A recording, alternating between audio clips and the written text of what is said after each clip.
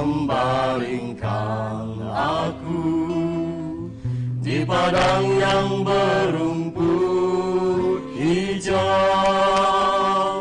Ia membimbingku ke air yang tenang.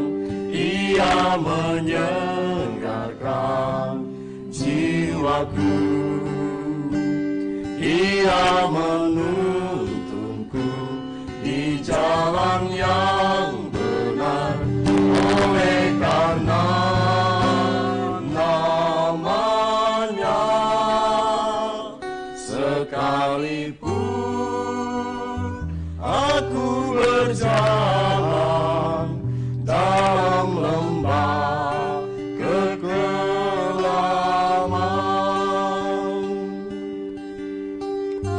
aku tidak takut bahaya, sebab Engkau besertaku.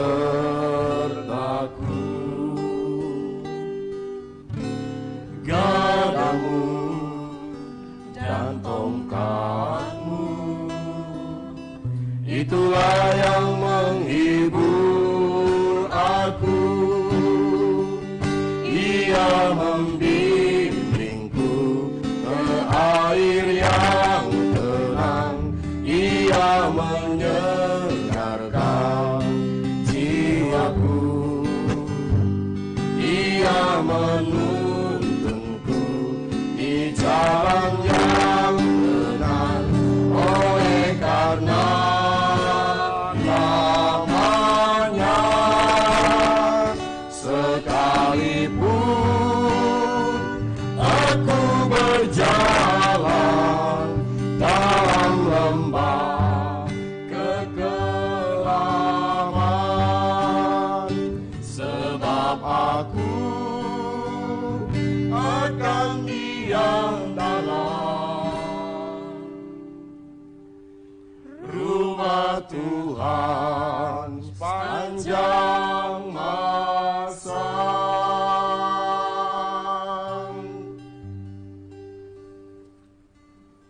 Selamat pagi para pemirsa TVRI Kalimantan Barat dimanapun Anda berada.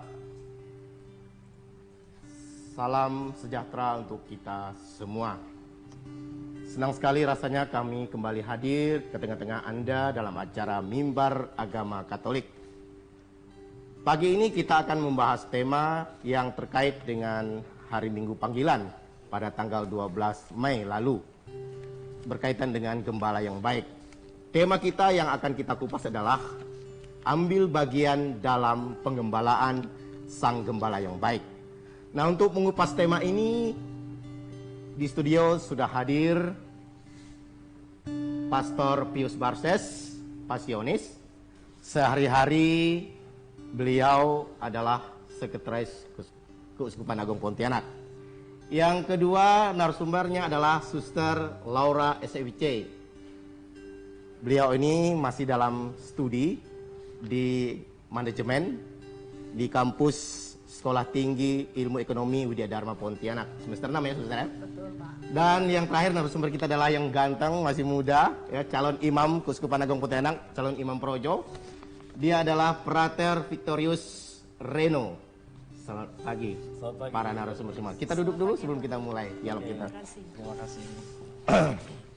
Baik pemirsa, sebelum kita mulai dialog kita pada pagi hari ini dan kita mengupas secara mendalam dengan cara dialog dan sharing kepada narasumber kita akan buka acara kita pagi ini dengan doa pembukaan yang akan dibawakan oleh Pastor Pius Barses Pasiones. Silakan Pastor. Mari kita mengalami kehadiran Allah di tempat ini dan kita mau menyerahkan diri masing-masing terutama dalam tugas pewartaan kita. Dalam nama Bapa dan Putera dan Roh Kudus. Amin. Allah Bapa kami bersyukur Engkau menyediakan waktu dan kesempatan ini bagi kami untuk mewartakan sabda-Mu. Sertailah kami dalam pewartaan ini, berilah roh-Mu kepada kami, agar apa yang kami wartakan akan juga menyapa hati saudara-saudari kami. Seluruh rangkaian siaran ini kami letakkan dalam tangan perlindungan penyertaan-Mu Bapa, agar apapun yang kami boleh laksanakan pada pagi hari ini sungguh berkenan kepadamu dan boleh menyapa hati saudara-saudari kami, terutama mereka kaum muda yang masih dalam pencarian diri. Kiranya Engkau juga menyapa mereka dan juga memanggil mereka untuk ambil bagian dalam karya pewartaan-Mu. Kemuliaan kepada Bapa dan Putera dan Roh Kudus, seperti pada permulaan, sekarang, selalu, dan sepanjang segala abad. Amin. Dalam nama Bapa dan Putera dan Roh Kudus. Amin. Pemirsa yang terkasih, langsung saja kita kupas tema kita pada pagi ini, yaitu ambil bagian dalam pengembalaan Sang Gembala yang baik. Oh ya, terkait dengan tema ini tadi, di awal acara kita telah disuguhkan satu lagu yang terkait dengan tema kita, Tuhan adalah Gembalaku, dengan iringan Bung Samuel tadi. Ya, kita akan mulai dialog kita. Saya akan pertama mengajukan pertanyaan kepada orang muda kita ini yang ganteng sekali ini, Prater Victorius Reno. Panggil saja Prater Reno ya. Iya benar. Ya, Prater. Ya. Terkait dengan tema kita pagi ini, sebenarnya apa yang menurut Prater, kan Prater dalam proses sekarang nih, Ya, mau ambil bagian di dalam proses pengembalaan, mencontoh atau meneladani Sang Gembala kita yang Ya, baik. betul. Silakan Prater, mungkin bisa disaringkan. Oh, Ya, begitu ya. silakan. Baik, terima kasih Pak Paulus. Pertama-tama saya mengenal sosok para imam itu adalah dari misionaris Kapusin, Pak Paulus. Ya. Pertama-tama itu dari misionaris Kapusin. Waktu itu saya berada di paroki Ambawang. Dan setiap weekend biasanya saya berkunjung kepada kakek saya. Ketika berkunjung ke sana, saya bertemu mereka misionaris ini. Setiap minggu mereka datang ke kampung. Ya, Awalnya sih waktu itu masih kecil. masih kecil ya. Masih Oke. kecil, belum mengerti apa-apa. Belum begitu tahu ya. lah, Belum mau tahu apa Pak gitu Paulus. kan. Ya. Saya lihat mereka menggunakan jubah berwarna coklat. Coklat. Ini apa gitu kan? Gitu. Masih belum mengerti Ya. gitu ya. Kemudian kakek saya bilang, "Reno nanti mau jadi seperti ini nggak?" Saya masih kecil kan nggak ngerti apa-apa.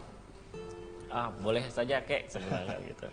Kemudian semakin berlalu, saya semakin dewasa, semakin besar, menginjak usia SD, SMP, SMA, nggak ada rasa, Nggak ada rasa. nggak ada rasa ingin jadi pastor, menjadi Belum calon ada imam. rasa tertarik. Belum ada rasa tertarik Pak Oh, Paulus. iya. Jadi masih belum ada feel Belum kalau kata ada feel, anak zaman oke. sekarang gitu ya. Kemudian waktu itu karena saya semakin jarang ke gereja juga, karena banyak aktivitas sekolah juga, juga karena mungkin pergaulan saya yang tidak dengan teman-teman seiman saya, sehingga saya jarang sekali ke gereja. Ya. Waktu itu tahun 2010 saya hampir menyelesaikan pendidikan SMA waktu itu. Ya. Mama saya datang ke Pontianak, Pak Paulus. Dia bilang, "Reno," katanya, "tantemu bilang kamu ini tidak pernah sama sekali ke gereja." Ya. Kemudian, "Emangnya ngapa, Mak?" Saya bilang kan, "Saya juga banyak kegiatan lain." Saya bilang, "Ke gereja," katanya. "Mau jadi apa kamu nih?" katanya. "Kalau nggak ke gereja," katanya. "Kita tuh punya Tuhan," gitu kan. "Gimana hidup nih?" katanya. Ya. "Kalau kamu nggak mau ke gereja, mau jadi apa? Apa agamamu?" katanya kan. Oke. Akhirnya gara-gara dipaksa nih Pak Paulus, Oke. Suster, Pastor. Masih dalam proses pemaksaan ya gitu ya. Iya. Akhirnya saya pergi juga Ke gereja. ke gereja. Oh, Waktu ya. itu hari Minggu dan saya ke gereja MRPD, Oh, iya. Pastor. Ya. Dan pada saat itu saya ke gereja menggunakan celana pendek Celana pendek. dan kayak anak muda lah kayak kan. anak muda, orang biasa gitu Orang kan. biasa kan. Nggak ikhlas ke gereja. Nggak ikhlas. Akhirnya hal yang menyentuh saya, Tuhan memanggil saya untuk ke gereja itu adalah ketika lagu komuni di sana ada teman-teman dari mana saya tidak tahu. Kor waktu itu. Kor waktu Ya. itu. Mereka membawakan lagu panggilan. Panggilan. Oh. Pertama kali dalam hidup saya menangis mendengar lagu itu. Menangis luar Menangis. biasa. Anak muda bisa menangis ya. Itulah kekuatan Biasa anak muda kan cuek Lagu. orangnya. Betul. lah, ya. Dan- Ini bisa menangis. Mama Mia. Mama mia kan luar biasa. Mendengar lagu itu saya menangis dan saya berdoa berlutut begitu, "Tuhan, ternyata selama ini saya jauh daripada Engkau." Gitu. Kemudian tamat SMA, akhirnya saya mau tahu lebih banyak. Saya Mulai menggali, tumbuh nih. mulai menggali. ya, oke. Saya cari informasi, terus tante saya bilang ada nyarumkop begitu kan.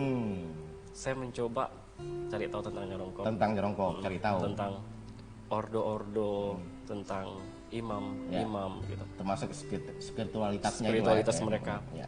Kemudian Romo, suster, saya masuk seminari dan menjadi calon KPA itu hanya awalnya coba-coba. Coba-coba saja. Coba-coba saja, kemudian ya tes-tes aja gitu kan. Akhirnya kemudian ternyata berjalan terus. Berjalan terus. Kemudian saya sampai di satu titik bahwa saat itu, pada saat saya semangat, saya sakit.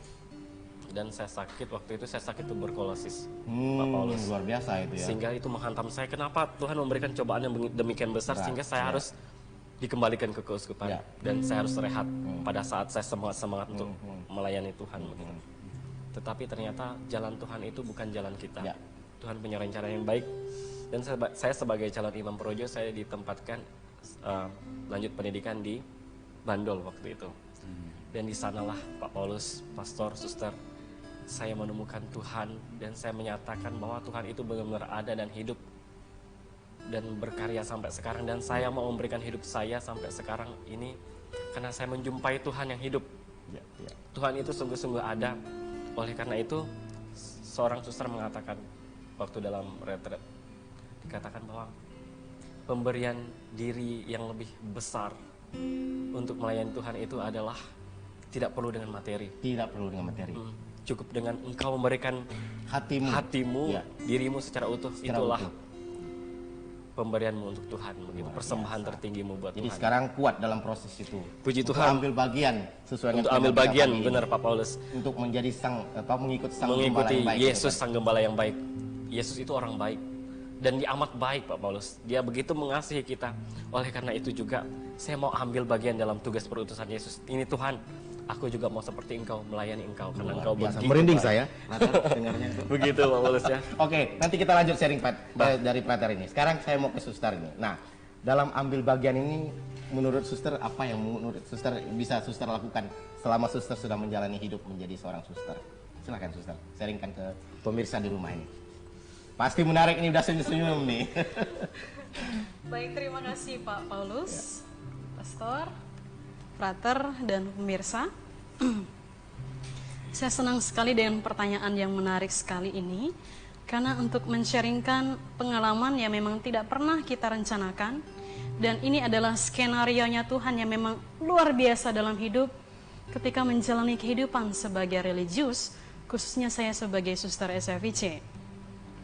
Pengalaman saya yang paling menarik yang masih begitu membekas dan mengasah hati saya adalah ketika saya ditugaskan oleh pimpinan untuk mengurus suster-suster lansia.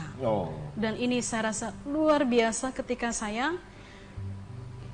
melewati 3 tahun, persis 3 tahun, untuk menyatakan iya atas permintaan pimpinan yang meminta saya untuk mengurus suster-suster kami yang sudah, iya, awal mula begitu berat karena jujur, secara pribadi saya melihat bahwa ketika saya belum terjun ke situ, saya melihat bahwa tugas sebagai pengurus suster lansia itu adalah tugas yang sangat remeh dan sangat, ya bisa dikatakan sangat rendah ya. Ya, manusiawi sekali memandang hal seperti itu. Tetapi mengikuti Tuhan, apapun dikerjakan. Tetapi untuk sampai kepada kalimat itu, saya sendiri harus menjalaninya, terjun sendiri sebagai suster yang merawat, meskipun saya bukan sebagai suster perawat. Ya, bisa dikatakan saya perawat tetapi tidak punya ijazah sebagai perawat. Tapi menarik sekali dan ini tantangan yang luar biasa ya. Betul sekali. Saya mau mencoba. 3 tahun ini saya jalani dengan perjuangan dan linangan air mata karena pertama karena memang tadi pergolakan batin ketika mengatakan bahwa ketika ingat kembali ya bahwa tugas mengurus suster lansia itu apalah kecil sekali atau tidak ada apa-apanya. Tapi sekali lagi saya melihat bahwa ketika saya mengatakan bahwa itu tugas rendahan, saya mengatakan bahwa diri saya begitu sombong melihat itu sebagai sesuatu yang remeh, sesuatu yang kecil gitu ya. Betul. Tetapi setelah melewati 3 tahun dengan proses yang luar biasa ini, saya menemukan bahwa tugas pelayanan sebagai seorang gembala, bagi saya sebagai suster, di situ saya melihat bahwa menjadi gembala yang baik, berarti saya juga harus berbuat baik kepada orang lain. Sekecil apapun itu. Sekecil apapun. Dengan suster lansia, bahkan detik-detik terakhir 3 tahun saya selesai dengan tugas itu, saya justru rindu bahkan sampai hari ini. Dan suster yang saya tangani, yang sudah saya rawat dari tahun pertama, tahun kedua, dan tahun terakhir, akhirnya dia sampai meninggal. Dan saya bahagia sekali karena dia akhirnya pergi dengan bahagia, meninggal dengan bahagia menghadap Tuhan. Dan saya percaya sekali bahwa Suster Hermana namanya waktu itu, ya Suster Hermana, dia meninggal dengan sangat tenang waktu itu di rumah sakit. Dan dia setiap hari memegang rosarionya, mendoakan siapa? Mendoakan saya yang merawat dia setiap hari. Bahkan dia katakan, saya kasihan lihat kamu setiap hari harus merawat saya. Dia bilang, kamu berdoa untuk saya, supaya apa Nek? Saya panggil dengan Nenek, karena saya begitu sayang dengan Suster Hermana. Seperti nenek sendiri. Iya, seperti nenek sendiri, begitu Frater ya, Pastor. Jadi, saya betul merasa bahwa jiwa saya sudah di situ. Yang awalnya malahan, Yang awalnya tadi menolak ya? Ya, seperti proses perkenalan, kemudian pergumulan, dan akhirnya sampai kepada tahap untuk mencintai pekerjaan itu sendiri. Luar Ya, biasa. saya merasa bahwa itulah rahmat Tuhan bekerja. Campur tangan Tuhan di situ. Betul sekali, dan itulah saya rasakan bahwa Tuhan betul-betul terlibat dalam setiap karya itu, sekalipun dia memang sangat kecil sekali. Dan justru untuk memulai sesuatu yang besar, mulai dari hal kecil. Betul kan Pak? Saya setuju Iya. sekali Suster. Barang itu ada dari yang besar, justru dari benih yang kecil itu. Maka dengan pengalaman itu saya bersyukur kepada pimpinan, kepada kongregasi SFIC khususnya, sudah menugaskan saya untuk mengalami tugas yang paling kecil, yang paling tidak dianggap oleh orang. Betul. Tetapi saya sudah terjun, sudah memegang langsung, membersihkan langsung suster-suster yang sakit, membersihkan kotoran, dan semuanya saya jalani. Dan itu akhirnya menjadi kecintaan saya ketika mengenang masa-masa itu, dan menjadi kerinduan yang terdalam. Begitu sharingnya. Suster. Oke, nanti kita mungkin panjang lebarkan sharing. Baik Pak. Pastor, dari 2 orang frater dan suster ini, saya lalu berpikir pengembalaan itu, orang sering berpikir terkait dengan pelayanan ke umat, ke paroki, di paroki. Nah, sekarang mungkin pastor bisa memberikan pencerahan sedikit, sekaligus dengan sharing pengalaman pastor sendiri. Silakan pastor. Baik, terima kasih Pak Paulus. Frater, suster, Bung Samuel, dan para pemirsa yang terkasih, memahami dan ambil bagian dalam tugas penggembalaan yang Yesus mulai dan estafetnya kepada kita masing-masing. Puji Tuhan, saya tahun ini boleh merayakan 30 tahun imamat dan memahami, mengikuti Tuhan, ambil bagian dalam tugasnya, dan mengalami perutusan serta juga menapaki panggilan ini. Saya menemukan di sepanjang 30 tahun imamat saya ini dalam berbagai tugas, dalam berbagai bentuk perutusan yang mungkin pimpinan, kita menyebutnya gereja, berikan kepada saya. Awal dari tugas saya sebagai imam itu, pertama memang saya dikirim studi, kemudian kembali dari studi saya boleh menangani pembinaan awal, yaitu di seminari menengah, di Sekadosana Seminari Menengah Santo Gabriel. Dan karena begitu bersemangat datang dari studi, saya mulai melihat apa yang menjadi visi dan misi, lalu saya mulai menyusun program pembinaan di seminari menengah itu. Nah, saya melihat ini juga salah satu bentuk penggembalaan. Tugas penggembalaan, ya. Tugas penggembalaan, walaupun masih merawat atau mendampingi peserta didik muda ini. Tapi saya melihat ini tugas yang mulia. Maka saya menjalankannya dengan penuh semangat, tetapi juga dengan ketekunan dan seluruh kemampuan saya, termasuk ikut ngepel dengan seminaris, ngepel, ikut membersihkan dapur dan sebagainya.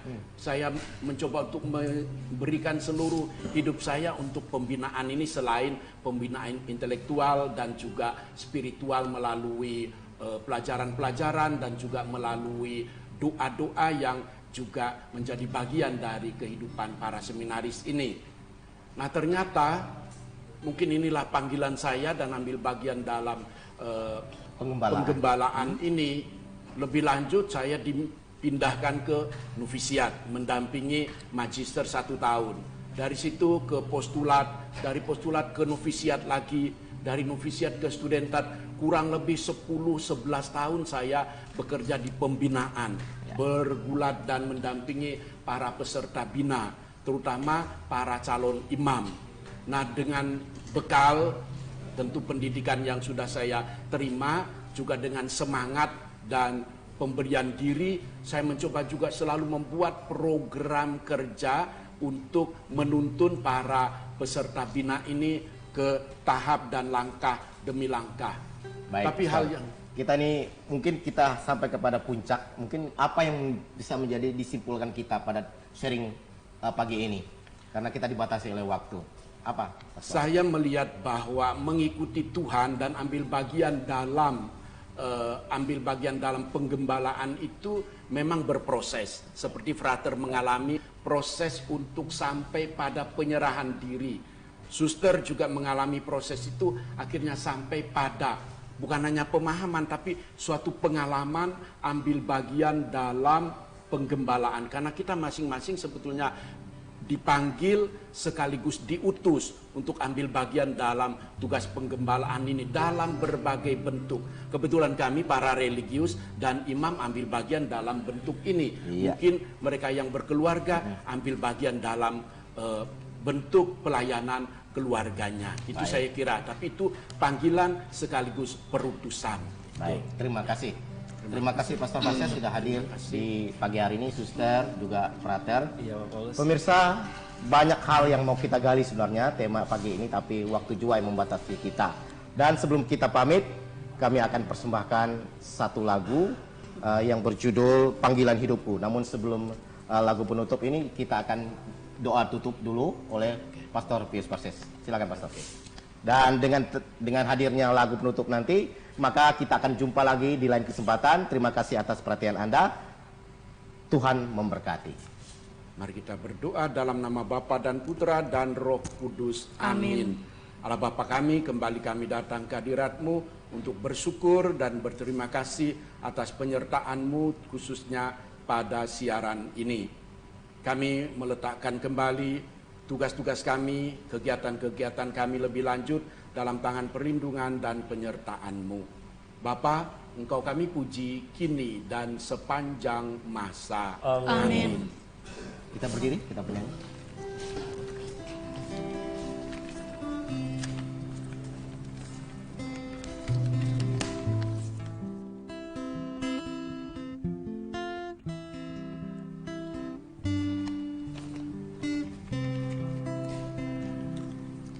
Ku jalani hidup ini lewat bukit dan lembah, lewat gunung dan lautan, ku terjang badai taufan.